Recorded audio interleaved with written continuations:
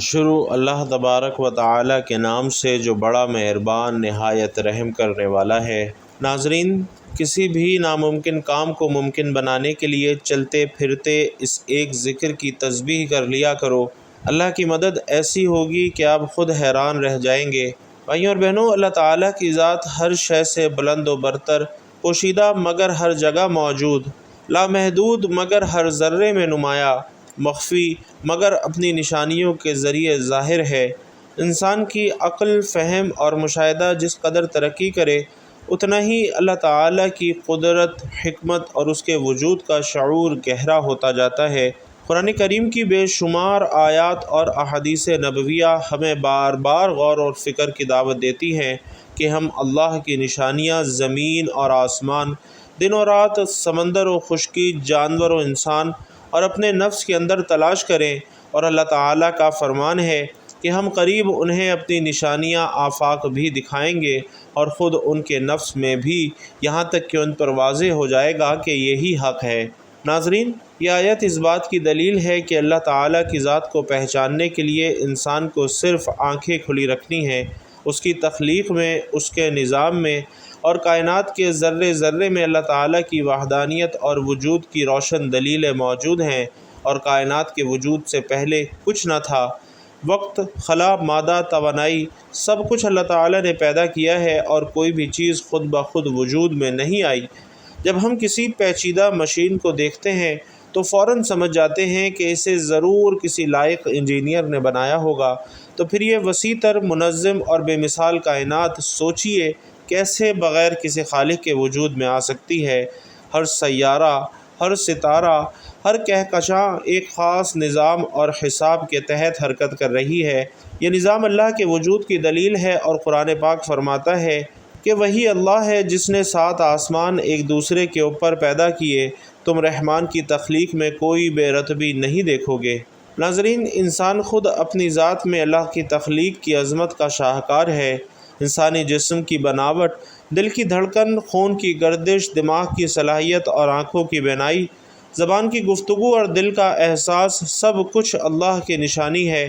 ایک انسان کا مکمل وجود، اس کی انگلیوں کے نشان، اس کا شعور، سب کچھ اللہ کے وجود کی دلیل ہے۔ قرآن مجید خود کہتا ہے، اور خود تمہاری جانوں میں بھی ہماری نشانیاں ہیں، کیا تم دیکھتے نہیں ہو؟ ناظرین، دن اور رات کا آنا جانا، سورج کا وقت پر طلوع اور غروب ہونا، چاند کی منزلیں، بارش کا ہونا، درختوں کا اگنا، فصلوں کا اگنا، سمندروں کی روانی، پہاڑوں کا استحکام، یہ سب اللہ کی طرف سے ہے۔ اگر سورج صرف تھوڑا سا قریب آ جائے تو زمین جل جائے گی، اور اگر تھوڑا سا دور چلا جائے تو زمین منجمد ہو جائے گی، مگر وہ عین توازن پر ہے جو صرف ایک علیم و خبیر ذات کی قدرت سے ممکن ہے۔ اللہ تبارک و تعالی ارشاد فرماتے ہیں، اور اس نے تمہارے لیے سورج اور چاند کو مسخر کر دیا جو ہمیشہ حرکت میں ہے، اور تمہارے لیے رات اور دن کو بھی مسخر کر دیا۔ گرمی، سردی، بہار، خزاں، یہ سب وقت پر آتے ہیں، اور ہر موسم کی اپنی خاصیت ہے۔ بارش کا بر وقت ہونا، زمین کا زندہ ہو جانا، سبزیاں، پھل اور اناج کا اگنا۔ ناظرین، کیا یہ سب بغیر کسی حکمت کے ہو رہا ہے؟ ہرگز نہیں، یہ اللہ کا نظام ہے جو انسان کے فائدے کے لیے چل رہا ہے۔ یہ دنیا جس میں ہم سانس لیتے ہیں، جس میں سورج اپنی روشنی بکھیرتا ہے، چاند اپنی چاندنی بکھیرتا ہے، ستارے دمکتے ہیں، ہوائیں چلتی ہیں، بارش برستی ہے، دریا بہتے ہیں، سمندر موجزن ہیں، زمین پر ہر شجر و حجر، ہر چرند و پرند، ہر انسان و جن، یہ سب ایک ہی ذات کے حکم سے رواں دواں ہیں۔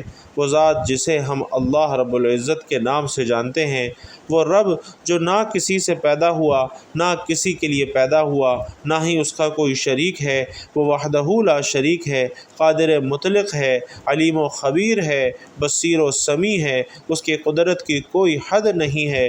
وہ جو چاہتا ہے بس کن کہتا ہے، اور وہ چیز وجود میں آ جاتی ہے۔ دنیا کے ہر انسان کو زندگی میں ایسے مراحل کا سامنا بھی ضرور ہوتا ہے کہ جب کوئی در بند نظر آتا ہے، کوئی راستہ دکھائی نہیں دیتا، انسان کی عقل، اسباب اور کوششیں سب ناکام ہو جاتی ہیں، لیکن وہ انسان جو اللہ کو پہچانتا ہے، اس کی قدرت کو مانتا ہے، اس کی طرف رجوع کرتا ہے، اس کے حضور جھکتا ہے، اس کی رحمت کا طلبگار بنتا ہے، وہ کبھی ناکام نہیں ہوتا۔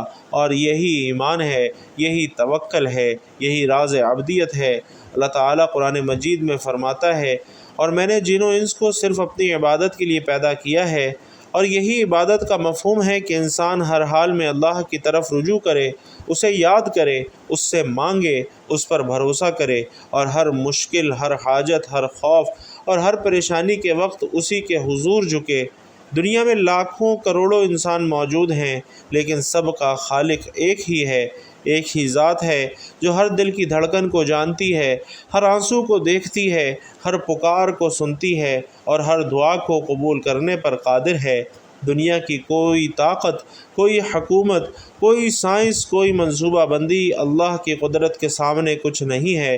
وہ ذات جو سمندر کے سینے کو چیر کر حضرت موسیٰ علیہ السلام کے لیے راستہ بنا دے، وہ ذات جو مچھلی کے پیٹ میں حضرت یونس علیہ السلام کو زندہ رکھے، وہ ذات جو آگ کو حضرت ابراہیم علیہ السلام کے لیے گلزار بنا دے، وہ ذات جو ایک کنویں میں پھینکے گئے حضرت یوسف علیہ السلام کو مصر کا بادشاہ بنا دے، وہ ذات جو ایک یتیم بچے کو نبی آخر الزماں رحمت للعالمین بنا دے، وہی ذات آج بھی زندہ ہے، حیات کاملہ کے ساتھ موجود ہے اور اپنے بندوں کی ہر پکار سنتی ہے۔ اللہ رب العزت فرماتا ہے، اور وہ ہر چیز پر قدرت رکھتا ہے۔ اور ناظرین، یہ ایمان انسان کو جینا سکھاتا ہے، امید اور دل کو سکون دیتا ہے اور ناممکنات کو ممکن بنا دیتا ہے۔ لیکن ایک چیز ہے جو اللہ تعالیٰ کو نہایت محبوب ہے، وہ بندے کے گناہوں کو مٹاتی ہے، جو رزق میں وسعت کا ذریعہ بنتی ہے، جو مصیبتوں کے دروازے بند کرتی ہے اور برکتوں کے دروازے کھول دیتی ہے۔ اور میرے آج کے بیان میں آپ کو ایک ایسا ذکر بتا رہا ہوں جو ناممکن کو بھی ممکن بنا دیتا ہے۔ انسان اگر چلتے پھرتے وہ ذکر کرتا رہے تو اللہ تعالیٰ اس کی غیبی مدد فرماتا ہے، اس کے لیے ایسی راہیں ہموار کر دیتا ہے، بند دروازے کھول دیتا ہے کہ انسان کے وہم اور گمان میں بھی نہیں ہوتا۔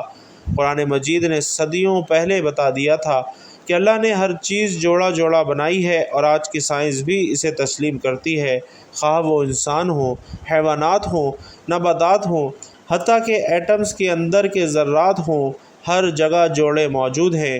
یہ کیسے ممکن ہے بغیر کسی علیم و حکیم ذات کے؟ قرآن کہتا ہے کہ ہم نے ہر چیز کو جوڑا جوڑا پیدا کیا تاکہ تم نصیحت حاصل کرو، اور قرآن مجید خود اللہ تعالیٰ کے وجود کی سب سے بڑی دلیل ہے۔ 1400 سال پہلے ایک ایسی کتاب نازل ہوئی جو آج بھی لفظ بہ لفظ محفوظ ہے، جس میں سائنس، طب، نفسیات، سماج، اخلاق، تاریخ، عقیدہ اور قانون سب کے اصولوں کی بنیاد رکھی گئی ہے۔ یہ کتاب نہ کبھی بدل سکتی ہے، نہ کوئی اس جیسی کتاب لا سکتا ہے۔ ارشاد باری تعالیٰ ہے کہ اگر تمہیں اس قرآن کے بارے میں شک ہے تو اس جیسی ایک صورت لے آؤ۔ ناظرین، کتنی بار انسان بے بسی میں، پریشانی میں، تکلیف میں اللہ کو پکارتا ہے اور اللہ سنتا ہے، مدد بھیجتا ہے، دلوں کو سکون دیتا ہے، مسائل حل کرتا ہے۔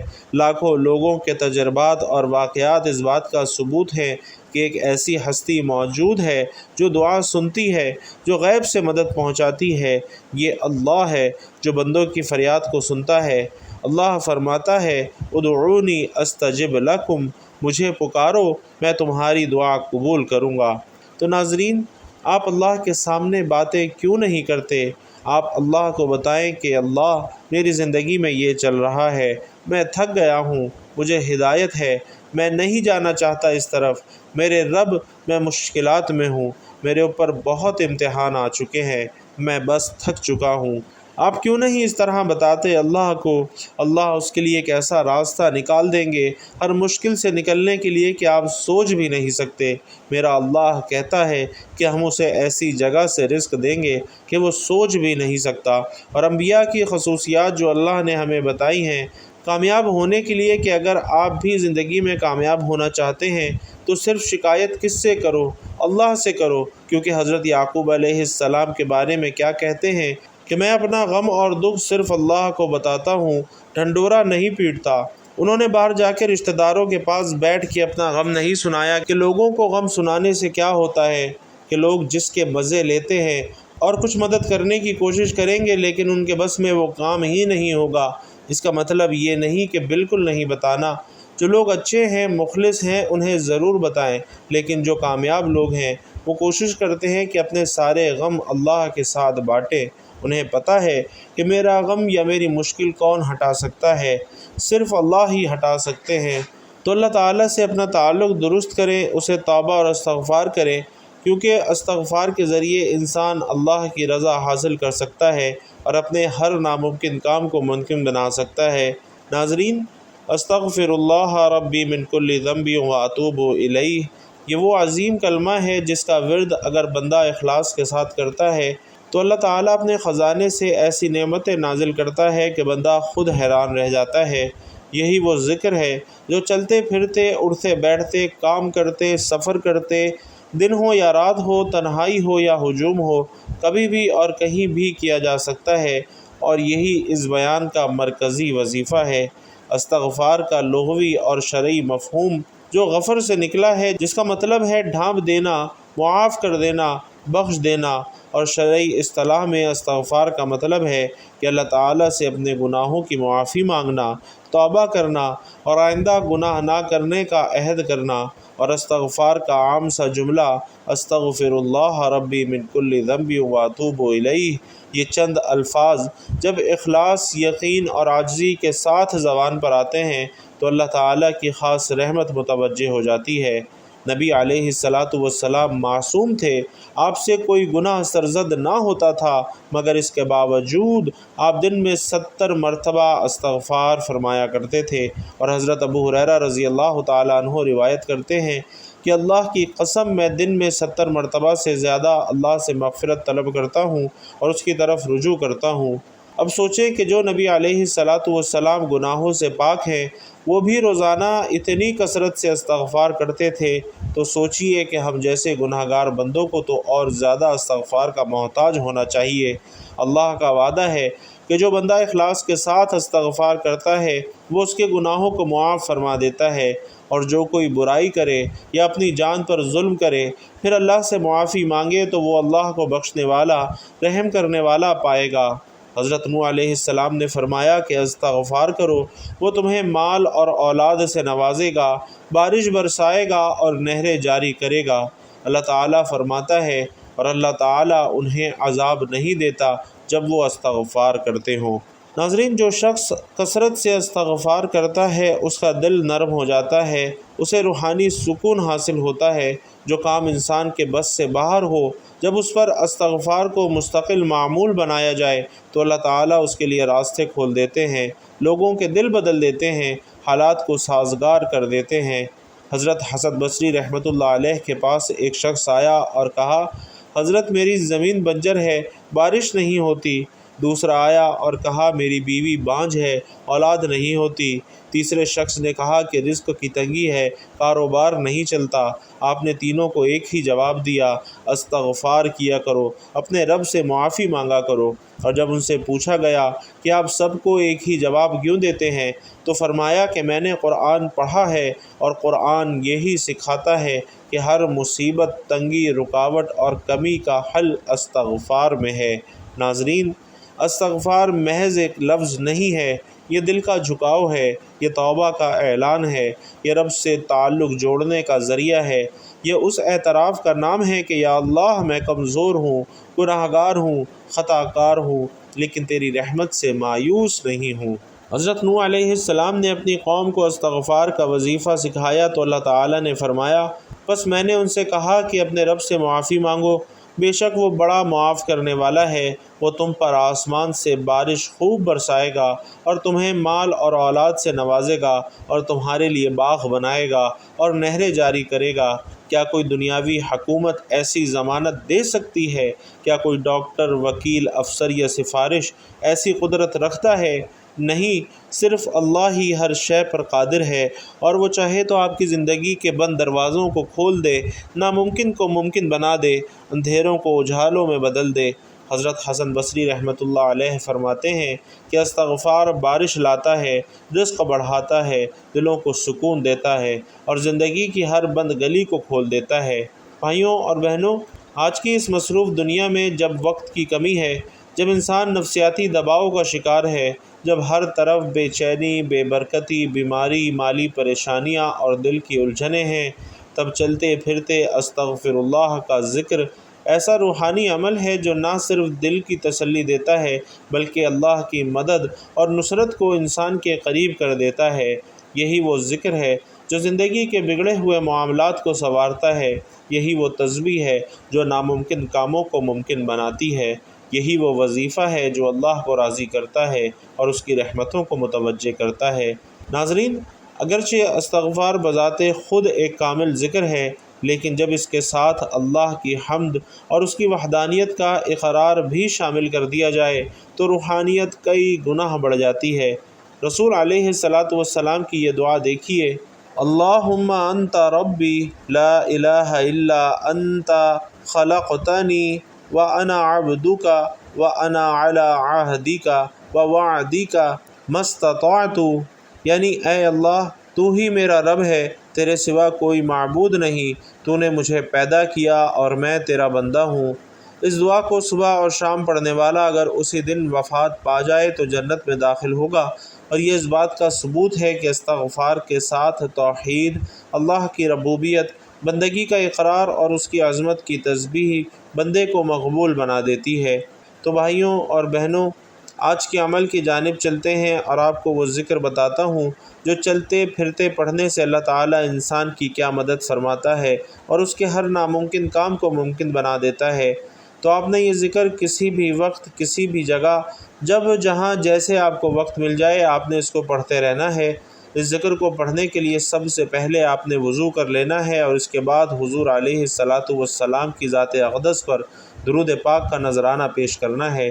درود پاک آپ کوئی سبھی پڑھ سکتے ہیں، چاہے تو آسان اور مختصر سا درود صلی اللہ علیہ وآلہ وسلم پڑھ لیں، یا صلی اللہ علی محمد پڑھ لیں، یا پھر نماز والا درود یعنی درود ابراہیمی پڑھ لیں۔